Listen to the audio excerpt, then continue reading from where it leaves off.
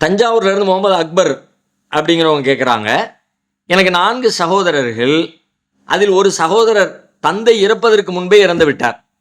இப்போது அவருக்கு சொத்தில் எவ்வாறு பங்கு கொடுப்பது? குறிப்பு, இறந்த சகோதரருக்கு கல்யாணமாகி குழந்தை ஒன்று இருக்கிறது, குழந்தை உள்ளது அப்படின்னு சொல்லி கேட்குறாங்க.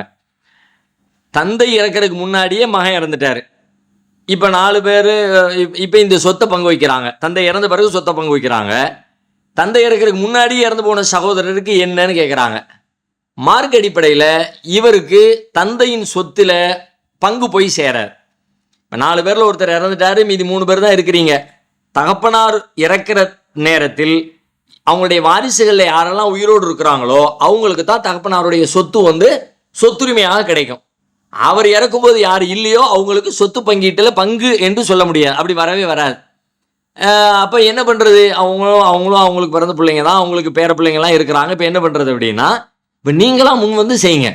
நீங்களாம் உங்களுக்கு எப்படி எடுத்துக்கிறீங்களோ அது மாதிரி நம்ம கூட பிறந்தவன், அவனுக்கும் பிள்ளைங்க வாரிசுகள் இருக்குது, அவன் இறந்துட்டான், அப்போ அந்த பிள்ளைங்களே அவங்களுடைய மனைவிக்கும் நாம தான் அதை ஏற்பாடு செய்யணும்னு நீங்களாக பார்த்து ஒரு நல்ல அடிப்படையில் ஒரு நல்ல முடிவாக நல்ல முறையில் அவங்களுக்கு செஞ்சு கொடுங்க. நமக்காக நம்ம குடும்பத்துக்கு நம்ம இருக்கிறோம், சம்பாதிச்சு கொடுக்கறதுக்கு நம்ம தம்பி குடும்பத்துக்கு அல்லது நம்ம அண்ணன் குடும்பத்துக்கு யாருமே இல்லை. அப்போ நாம் நம்முடைய தந்தையின் சொத்துலேருந்து கூடுதலாக கொஞ்சம் செய்வோம்னு சொல்லிட்டு நீங்களாக செய்யுங்க.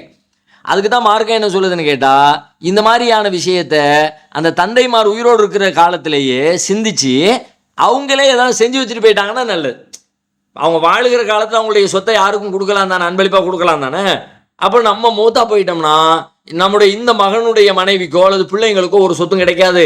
அப்போ இப்போமே இருக்கிற காலத்தில் ஏதாவது கொடுத்துருவோம் அப்படின்னு இருக்கிற காலத்தில் எதையாவது அன்பளிப்பாக எதையாவது செஞ்சு வச்சுட்டாங்க, பத்திரத்தில் முடிச்சு வச்சுட்டாங்க அப்படின்னா அது சிறப்பானதாக போயிடும்.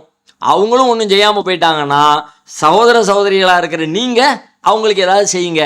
அது அல்லாமல் யாருக்கும் கொடுக்க விருப்பம் இல்லை, அது அவங்களுக்கும் போதுமான அளவுக்கு இருக்குது அப்படின்னு சொல்லி சொன்னால், இப்போ உரிமை போராட்டம், உரிமையாக எங்களுக்கு சொத்தில் பங்கு கொடுங்க என்று கேட்கிற உரிமையாக நின்று கேட்பதற்கு, ஃபைட் பண்ணுவதற்கு, சண்டையிட்டு அதை பெற்றுக்கொள்வதற்கான முகாந்திரம் இல்லை.